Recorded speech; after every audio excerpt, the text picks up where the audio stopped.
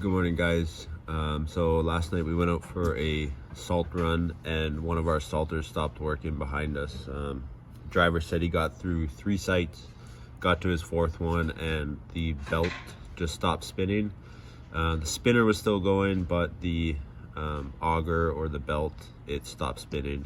So we're gonna have to look into that and figure out what's going on. But it is one of the colder days of the year so far today, so I'm gonna go make a cup of tea and then I'll show you guys what's going on.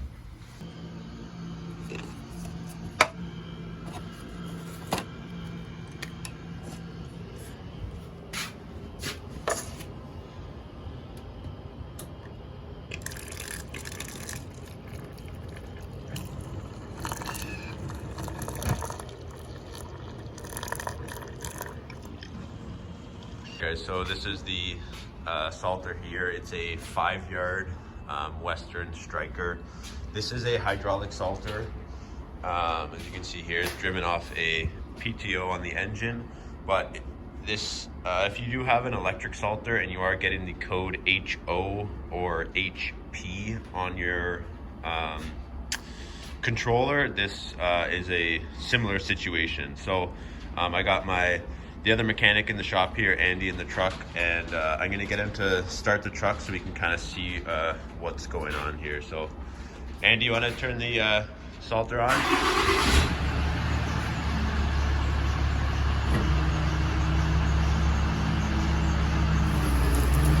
So we can see our spinner is going, but if you look at our drive belt here, it's not turning. I can take our pin out of here and maybe give you guys a better view if I can get it out. So it's still on, Andy? So there you go, you can see spinner spinning, but inside here our belt is not moving. So we just quickly took the spinner off. Now we're looking at our chute here. So what I've found with these things inside here is the chain will get tight somewhere along here and it'll be stuck on something. So as you can see here, our chain is nice and loose. It might honestly be a little bit too loose. So once we figure out what's going on, we'll probably have to either adjust it or take some links out. But over here, we're good. Another thing that you can check under here is kind of trying to show you guys this. But this bar right here, right over there, sometimes they get bent up and your chain will actually get stuck on them. So if you can kind of shine a light under here and look up inside of there as much as you can and see if you can see anything stuck, but we do look pretty good. So I don't think that's our issue. The other place you can check is at the front of the salter here. We're just gonna hop up in the bed. And in the back here, you can also check to see what's going on. So here you can also feel your chain here, and try and get you guys a camera angle so you can see it is still loose here and we can move it. So I don't think our problem is underneath. Look at that right there. So as you guys can see, maybe right there, one of our belt like cross members, I guess, that move the salt, looks like it got stuck on this piece of metal back here and bent it up pretty good. Try to stick you guys in there and get you a better view.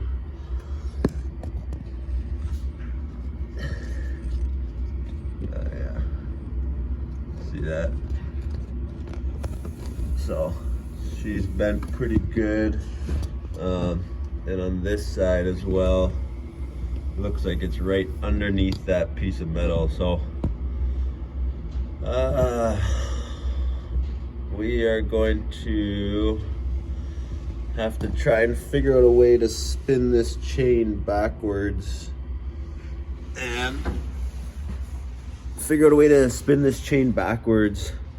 and hopefully we can get it unseized, empty out the salter, and then we can figure out what we're gonna do from there, because our salter is completely full.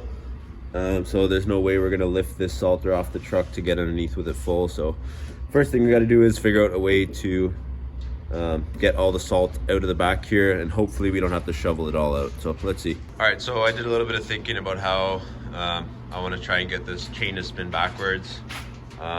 One way maybe is we can reverse our hydraulic lines here, but I'm not sure if that's going to damage the motor. So I'm pretty sure behind this plate here there's a shaft that runs from our motor down into our gearbox. So I'm wondering if we take these bolts out, if maybe we can get a vice grip or a pipe wrench on the shaft, and then we can try and spin it backwards by hand and get that chain unlocked from the other side over there. So let's see.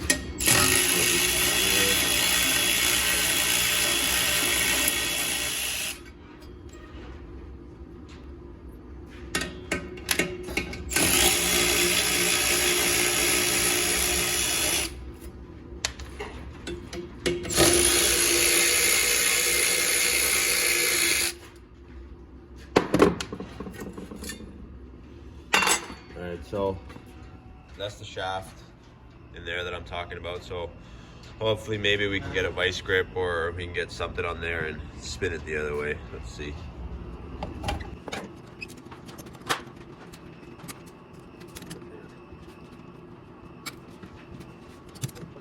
Yeah. All right, so it is kind of moving, but my vice grips are slipping. So I'm just gonna go quickly get a pipe wrench and see if that helps us.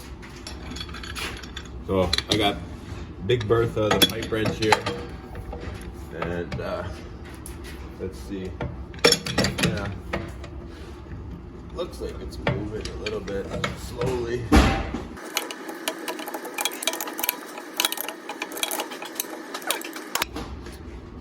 Try something else. Try maybe with a big pair of channel locks, see if we can get it to move a little easier.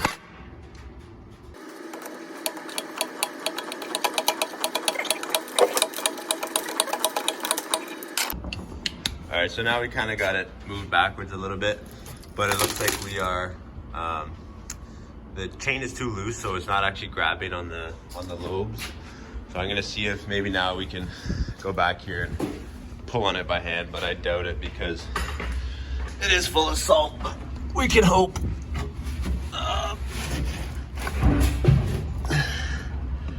Not really.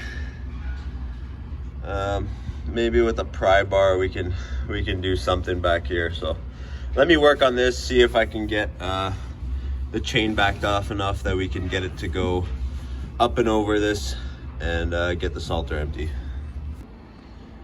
All right guys, so we started to get it moving. So the best way that I found to do it is here on our shaft.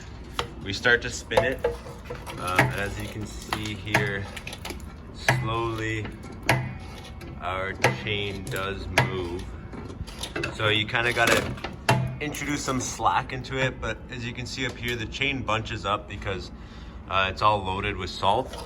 So I just introduced some slack into the belt over here, and then what I'm doing is on the other side here, I've got a ratchet strap here hooked to the back window, and then I got it hooked to one of the things, and we are starting to pull our chain out.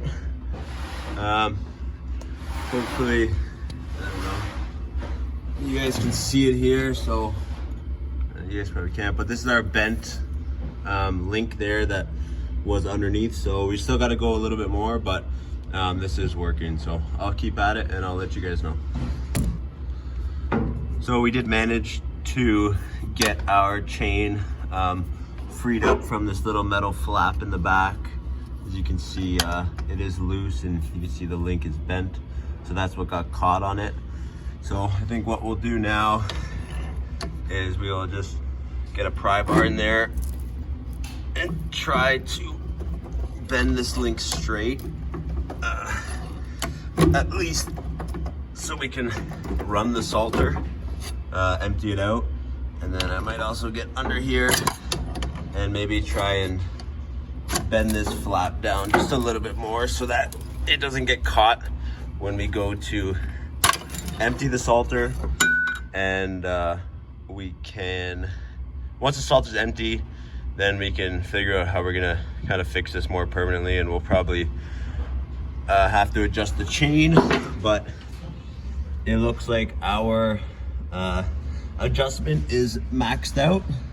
So I might put it in this video, or I might make a different video about how to kind of adjust your chain tension when it's maxed out, what you got to do. So yeah, let's see. All right guys, so we got our links straightened back out, and I kind of pushed this end of the plate back down a little bit just so hopefully it doesn't get caught again when we go to start up the salter. So once again, I got the other mechanic in here in the truck, and he's gonna start it up, and let's see if this thing runs. So let's see. Go ahead, Andy.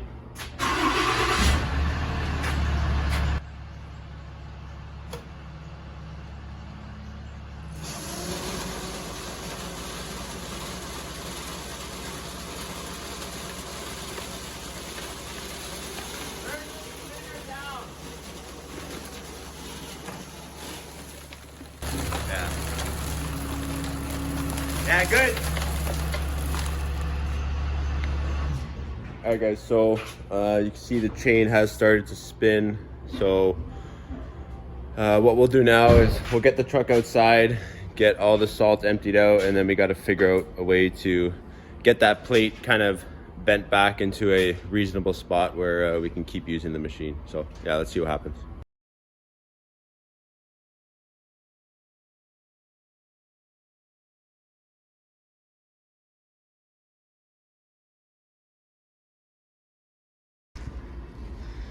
All right, so we got the salter all emptied now, but the problem that we're having is down here where the flap got bent underneath. You see we got a hole there kind of in our salter now. So when the salter's running, a bunch of salt is just falling out of there. So we got to figure out a way to get that piece either bent back up underneath so closes that gap, or maybe weld the piece somewhere inside here, or bolt something so that it covers up that hole there. And underneath here in the bottom, you can see that's it's supposed to look like that, but it looks like that underneath there. So we're gonna try and put a ratchet strap under there, see if we can bend it back over and at least make it usable so the salt isn't just falling out of the bottom here. All right, so there you guys can see we got that flap straightened out as good as we can.